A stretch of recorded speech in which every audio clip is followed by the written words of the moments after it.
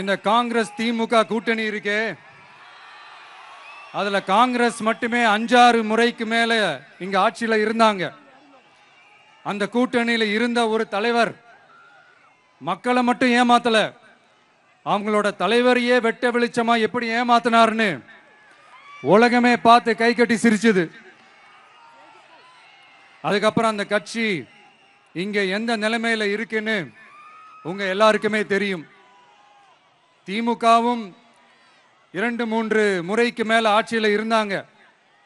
இப்போ ரெண்டும் கூட்டணி, பேருக்கு தான் கூட்டணி. ஆனா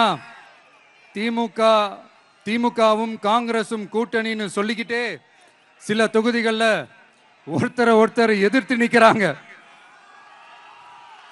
தமிழ்நாட்டிலையும் திமுக காங்கிரஸ் குழப்ப அணியா தான் இருக்குது. புதுச்சேரியிலையும் அதே மாதிரி குழம்பி போன அணியா தான் இருக்குது. அப்புறம் இன்னொரு கூட்டணி இருக்கே, அதான் என்ஆர் காங்கிரசும் பாஜகவும் சேர்ந்த கூட்டணி. அது சேர்ந்த கூட்டணி எல்லாம் இல்ல, சேர்ந்து இருக்க முடியாம சோர்ந்து போன கூட்டணி. கூட்டணி இருக்குன்னு ஒரு பக்கம், கூட்டணி இல்லைன்னு இன்னொரு பக்கம் தினம் ஒரு நியூஸ் வந்துச்சு. இதுல நம்மளை வச்சு அவங்களா ஒரு அரசியல் நடத்தினாங்க, பார்த்திருப்பீங்க. இங்க இன்னொரு அரசியல் வியாபாரமும் நடக்குது. தமிழ்நாட்டில் எப்படி 2 பேர் சீக்ரெட் அலையன்ஸ் வச்சிருக்காங்களோ, அதே ஃபார்முலா தான் புதுச்சேரியிலையும். நம்மளை பத்தி தப்பா கதை சொன்னாங்கல்ல, இப்ப என்னாச்சு? இப்ப நாம தனியா நிக்கிறப்பவே நாம யார் கூடவும் நேரடியாகவும் மறைமுகமாகவும் ஒட்டி உறவாடவே இல்லைன்னு தெரிஞ்சிருச்சு.